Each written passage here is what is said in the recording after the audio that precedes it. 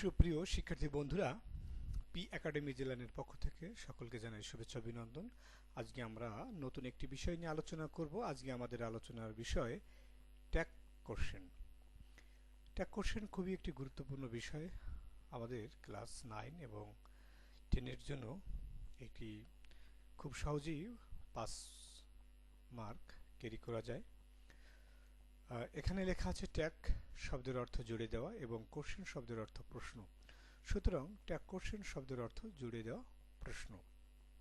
একটি সেন্টেন্সের সাথে প্রশ্ন জুড়ে দিতে হবে, অর্থাৎ একটি সেন্টেন্সে দেওয়া থাকবে, সেই সেন্টেন্সটি কিছু শূন্যস্থান দিয়ে এবং ডান পাশে একটি প্রশ্নবোধক চিহ্ন দেওয়া থাকবে, সেই শূন্যস্থানটি পূরণ করতে হবে ট্যাগ দিয়ে।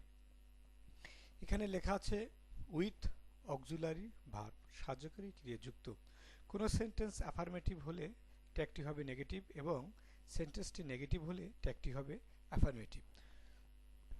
খুব সহজেই আমরা বুঝতে পারছি, আমাদের যে 5টি সেন্টেন্স দেওয়া থাকবে, সেই সেন্টেন্সটি বা সেই সেন্টেন্সগুলো যদি অ্যাফার্মেটিভ থাকে তাহলে ট্যাগটি আমাদের করতে হবে নেগেটিভ, এবং সেন্টেন্সটি নেগেটিভ থাকলে ট্যাগটি আমাদের করতে হবে অ্যাফার্মেটিভ। এখানে লেখা আছে hi I M a student, আমি একজন ছাত্র। এখানে লেখা আছে আরএন্ট আই। তো যদি আমাদের সাহায্যকারী ভার্ব দেওয়া থাকে তাহলে আমাদের অতিরিক্ত কোনো কিছুই আনার দরকার নেই, সেই সাহায্যকারী ভার্ব আমরা বসাবো এবং তার সাথে আমরা নট যোগ করব যদি এটি অ্যাফার্মেটিভ সেন্টেন্স হয়। তো উপরে একটু দেখে আসি, আসলে এম থাকলে আরএন্ট হয়, এটি আমরা সকলেই জানি। ইজ থাকলে ইজেন্ট, আর থাকলে আরন্ট, ওয়াজ ওয়াজেন্ট। আসলে এইগুলো অ্যাফার্মেটিভ সেন্টেন্সে থাকবে। আমরা যখন ট্যাগ করব তখন আমাদের এই নট আমাদের যোগ করতে হবে। এখানে do, don't, does, doesn't, did, didn't, ওয়াট, ওয়াটেন্ট, এগুলো থাকলে আমরা এর সাথে আমরা নট যোগ করে দিব। এগুলো স্বাভাবিক সেন্টেন্স, এগুলো আমরা সকলেই জানি। যারা আমরা ক্লাস 9-10-এ অত্যন্ত দুর্বল স্টুডেন্ট তারাও জানে যে যদি কোনো সাহায্যকারী ভার্ব থাকে সেই সাহায্যকারী ভার্বের সাথে শুধু নট যোগ করব এবং প্রদত্ত যে সাবজেক্ট থাকবে সেই সাবজেক্টের প্রোনাউন এখানে এসে বসবে। তাহলে আমরা দ্বিতীয় সেন্টেন্সটি দেখি, we do not make noise in the class. তাহলে আমরা দেখতে পাচ্ছি যে আমাদের এই সেন্টেন্সটি নেগেটিভ আছে। আমি আগেই বলেছি নেগেটিভ থাকলে অ্যাফার্মেটিভ হবে, তার মানে এখানে ডু আছে, শুধু ডু বসবে এবং আমাদের সাবজেক্ট উই বসে গেছে, তাহলে ডুই। One should does one's duty. এখানে আমি একটি কথা বলে রাখি, যদি কোনো সেন্টেন্সের শুধুমাত্র ওয়ান সাবজেক্ট হিসেবে বসে তাহলে সেটি পুনরায় ট্যাগ করার সময় বসবে, ওয়ান বসবে। তাহলে এখানে শুড আছে, শুডেন্ট ওয়ান। কিন্তু ওয়ানের পরে যদি কোনো নাউন থাকে, এখানে দেখতে পাচ্ছি ওয়ান লাই অর্থাৎ একটি মিথ্যা বিগেটস 100 লাইস, 100 লাইস। এখানে আমাদের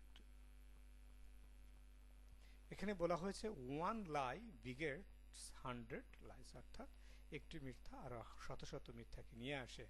তাহলে দেখেন এখানে এটি যদিও বি ভার্বহীন অর্থাৎ সাহায্যকারী ভার্ব নেই, মূল ভার্ব আছে, তারপরে এখানে দিয়ে রাখলাম কারণ একটি আমাদের বোঝার জন্য।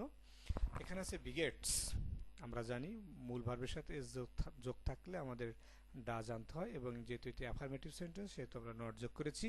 আর ওয়ান লাই একটি মিথ্যা, এর প্রোনাউন হচ্ছে ইট, এই কারণে দিয়েছি আমরা ডাজেন্ট ইট। ওকে, তাহলে ওয়ানের পরে নাউন না থাকলে আমরা ওয়ান প্রোনাউন হিসেবে বসাবো, কিন্তু ওয়ানের পরে নাউন থাকলে তার প্রোনাউন হিসেবে যেটা বসবে সেটা আমরা বসাবো। এখন আমরা দেখব যে উইদাউট অক্সিলারি ভার্ব। এখন আমরা দেখব উইদাউট অক্সিলারি ভার্ব যুক্ত সেন্টেন্সকে ট্যাগ করিবার সময় টেন্স ও পার্সন অনুযায়ী do, don't, does, doesn't, did, didn't বসে। বুঝতেই পারছেন আপনারা যে কোনো সেন্টেন্সে সাহায্যকারী ভার্ব না থাকলে আমাদের টেন্স ও পার্সন অনুযায়ী আমাদের ডু, ডাজ, ডিড আনতে হবে। চলুন দেখা যাক। হি প্লেস বল, সে বল খেলে। হি সাবজেক্ট প্লেস মূল ভার্বের সাথে যোগ আছে, এ কারণে আমরা এখানে ডাজেন্ট হি বসিয়েছি। দে টক ওয়ান অ্যানাদার, তারা একে অপরের সাথে কথা বলে। দে প্লুরাল এবং ভার্বের সাথে এর যোগ নেই, এই কারণে আমরা ডোন্ট দে ব্যবহার করেছি। দে যেহেতু প্লুরাল সাবজেক্ট, টক প্লুরাল ভার্ব, এই কারণে আমরা ডু এনেছি। আমাদের ভার্বটি যদি প্রেজেন্ট ইনডেফিনিট টেন্সের ক্ষেত্রে ভার্ব যদি প্লুরাল হয়, মূল ভার্বটি যদি প্লুরাল হয়, কখন বুঝবো? যদি সাবজেক্ট প্লুরাল হয় এবং ভার্বের সাথে এস যোগ না থাকে, তাহলে সেটি প্লুরাল ভার্ব। এই কারণে আমরা এখানে ডোন্ট দে বসিয়েছি, যেহেতু এটি অ্যাফার্মেটিভ, নেগেটিভ করতে হলে নটটা বসাতে হয়। শি ওয়েন্ট, সে গিয়েছিল টু মার্কেট, তাহলে আমরা দেখতে পাচ্ছি ওয়েন্ট ভার্বের পাস্ট ফর্ম, এই কারণে আমরা ডিড এনেছি। যেহেতু এটা অ্যাফার্মেটিভ সেন্টেন্স, সেহেতু এর সাথে আমরা নট যোগ করেছি, আর শি এর প্রোনাউন শি।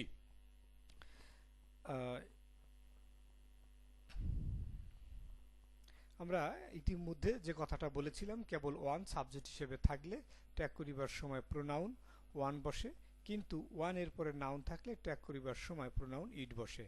দেখেন, one lie begets 100 lies, doesn't it? তাহলে এই যে লেখাটা আছে, লেখার সাথে অবশ্যই এটি অবশ্যই মিল আছে, আপনারা ভালো করে বুঝে নেবেন। এখন যে বিষয়টি আলোচনা করব সেটি হচ্ছে যে মূল ভার্ব দিয়ে শুরু হলে, কোনো সেন্টেন্স যদি মূল ভার্ব দিয়ে শুরু হয়, তাহলে ট্যাগে উইল ইউ অথবা ওয়ন্ট ইউ বসে। হ্যাঁ, উইল ইউ অথবা ওয়ন্ট ইউ।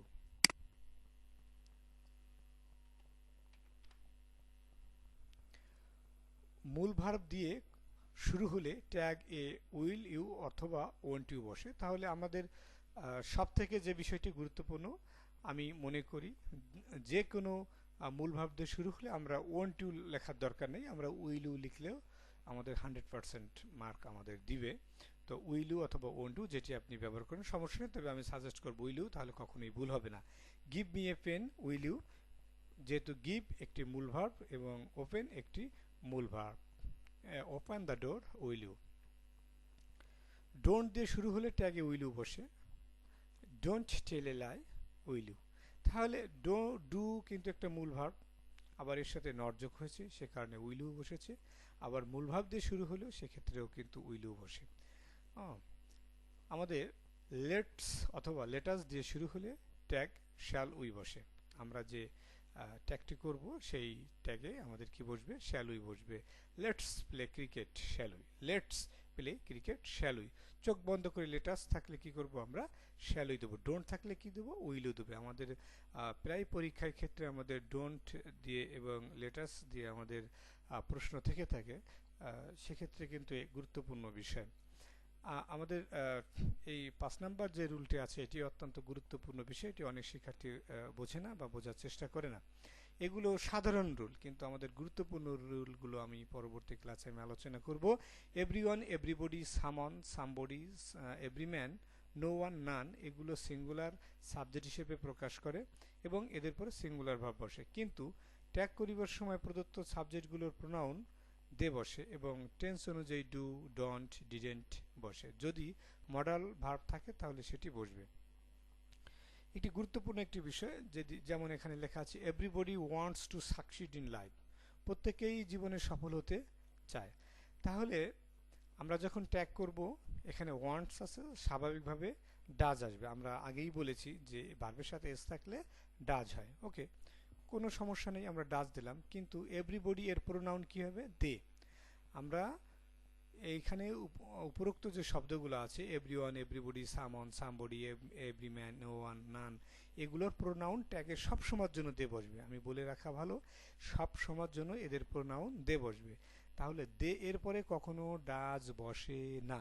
আমরা জানি দে এর পরে সর্বদা ডু বসে প্রেজেন্ট টেন্সের ক্ষেত্রে, আর পাস্ট টেন্সের ক্ষেত্রে সর্বদা ডিড বসবে। যেহেতু দে এর পরে ডাজ বসে না, সেক্ষেত্রে আমরা এখানে ডাজ আনবো না। আমরা কি ব্যবহার করব? ডু ব্যবহার করব। আমরা ডোন্ট দে, যেহেতু এটি অ্যাফার্মেটিভ সেহেতু আমরা ডোন্ট দে ব্যবহার করব। প্রিয় শিক্ষার্থী বন্ধুরা, এটি কিন্তু গুরুত্বপূর্ণ বিষয়। দেখেন এখানে আরেকটি সেন্টেন্স আছে, নান ক্যান ডিনাই ইট। আমি বলেছি মডাল ভার্ব থাকলে মডাল ভার্ব বসবে, আর নান এর প্রোনাউন দে। আর যেহেতু নান নিজেই একটি নেগেটিভ শব্দ, সেহেতু আমরা এখানে নেগেটিভ শব্দ ব্যবহার করি নাই। তো প্রিয় শিক্ষার্থী বন্ধুরা, এই 5 নাম্বার যে রুলটা আছে, এই রুলটা অত্যন্ত গুরুত্বপূর্ণ। এটি বারবারই পরীক্ষায় এসে থাকে। সকলকে ধন্যবাদ দেখার জন্য। ভিডিওটি ভালো লাগলে লাইক, কমেন্ট, শেয়ার করতে ভুলবেন না। ধন্যবাদ সবাইকে।